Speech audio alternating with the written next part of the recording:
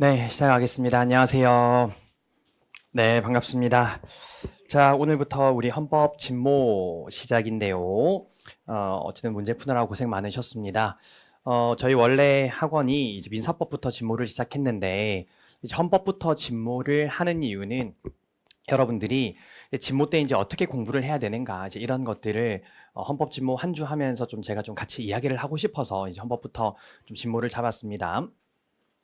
사실 이제 여러분들이 이제 오늘부터 해서 한 10주 정도 동안 이제 신모 때까지 이제 진도별 문제풀이를 하게 될 텐데, 이 진도별 문제풀이 기간은 여러분들이 뭘 알고 있고 뭘 모르고 있는지를 좀 정확하게 구별을 해야 되는 시기입니다. 그래서 무슨 말씀이냐면, 이 진모 때 어떤 쟁점이 나오냐는 사실 별로 중요하지 않아요.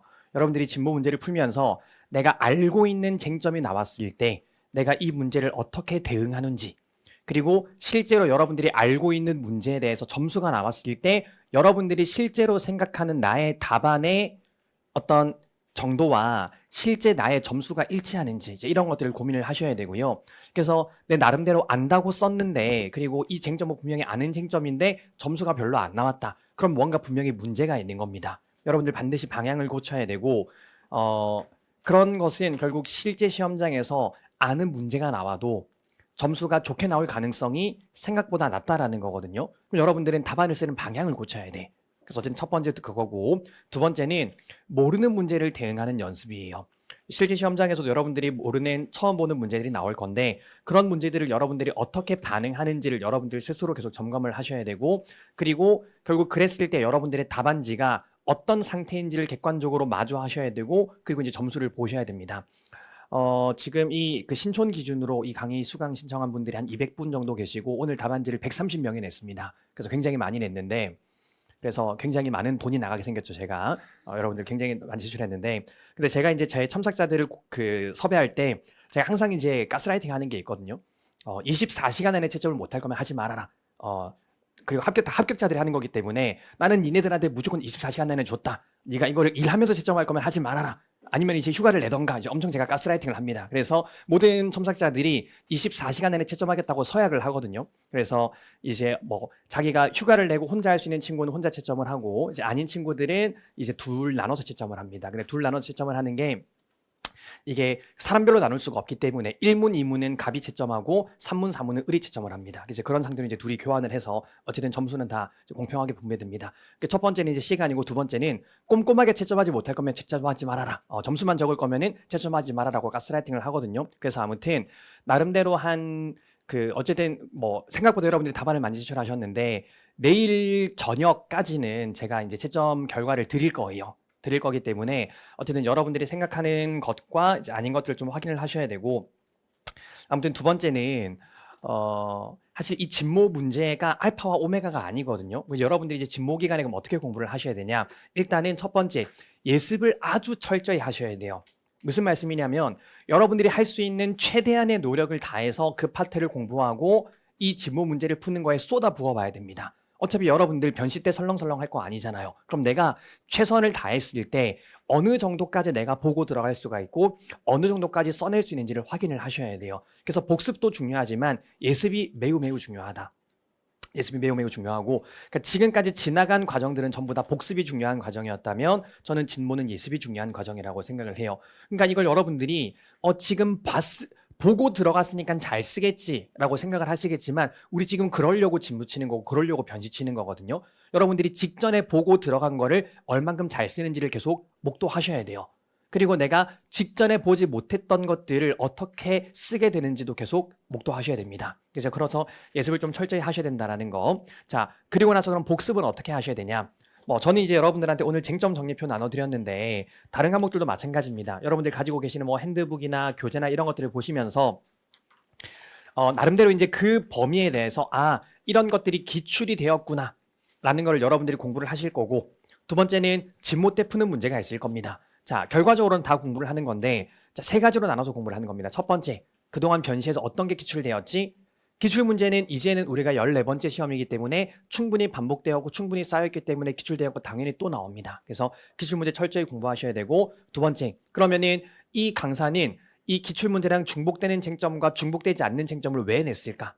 요거까지 장악을 하셔야 되고, 그리고 마지막에 복습하실 때는 진모에도 안 나왔고 기출도 안 나왔는데 여러분들 나름대로 생각할 때 중요한 쟁점들은 뭐가 남아 있을까? 이런 것들을 유형하셔야 돼요. 그러니까 결과적으로는 빈틈없이 다 대비를 하라는 말씀인 건데, 결국 기출과 진모와 여기에 포섭되지 않는 나머지는 무엇일까? 이런 것들 계속 고민을 해보시라는 겁니다. 이제 그렇게 모든 전방위적으로 여러분들이 대응을 하셔야지만 이제 전반적인 내용들을 파악을 했다라고 볼 수가 있습니다. 자, 그 다음에 제가 좀 여러 가지 말씀을 드리고 시작을 할게요. 아마 다른 과목 강사님들 거는 안 그럴 건데, 저는 그 학원에 특별히 부탁을 한 게, 여러분들 1시간 사례 치고 1시간 끝났을 때 객관식 나눠드리라고 제가 부탁을 드렸거든요. 그 이유는 여러분들이 객관식을 풀고 사례를 풀면은 이게 객관식 문제가 사례집에 간섭을 하는 경우들이 있어. 혹은 방금 객관식에서 봤기 때문에 너무너무 펼쳐가지고 뺏겨서 쓰고 싶은 욕심들이 들 거란 말이에요. 근데 그런 것들을 하지 말라고 저는 사례 치고 마지막에 객관식 드립니다. 그렇기 때문에 나중에 이제 민사나 형사 하실 때도 그러고 싶은 유혹이 너무너무 많이 드시겠지만 반드시 사례 문제부터 1시간 푸시고 나중에 객관식을 푸세요. 객관식 먼저 푸는 거는 절대 안 됩니다. 객관식 먼저 풀면은 결국 그게 사례 간섭을 하기 때문에 그리고 사실 여러분이 맞췄다는 보장도 없잖아. 여러분들 객관식 맞췄다는 보장도 없기 때문에 반드시 사례 문제 푸시고 사례를 완전히 끝낸 다음에 객관식을 푸셔라. 이렇게 좀 말씀을 드리겠습니다.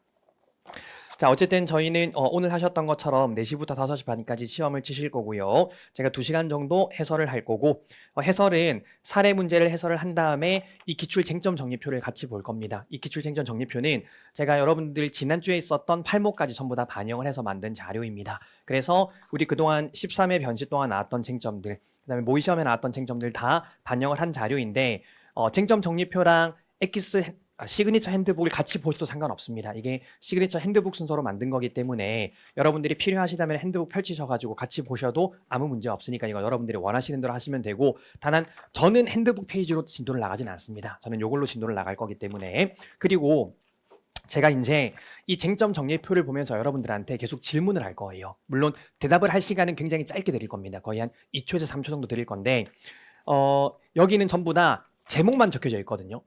출제가 되었던 쟁점의 제목만 적혀져 있습니다. 그럼 여러분들이 이 제목을 보면서 이거는 어떤 쟁점이었어를 즉각 떠올릴 수 있어야 돼요.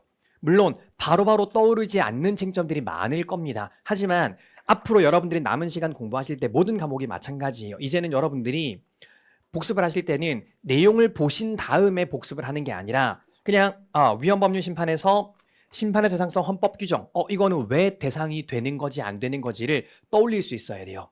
글을 읽었을 때 그럼 그렇지 아무렴 하는 거는 아무 소용이 없습니다. 지금부터는 요 단어만 봤을 때 헌법 규정은 이래서 안 된다는 논거와 결론까지 다 떠올릴 수 있어야 돼요. 그래서 제 거는 쟁점 정리표를 나눠드리겠지만 여러분들 다른 과목 하실 때도 마찬가지인데 굳이 이런 쟁점 정리표가 없더라도 예를 들면 뭐 송영근 교수님이건 신정훈 교수님이건 정현석 변호사님이건 마찬가지인데 여러분들이 보시는 교재 제목 있잖아. 목차가 있잖아. 그 목차를 보자마자 여기서 어떤 걸 어떻게 써야 되는지를 떠올릴 수 있어야 돼.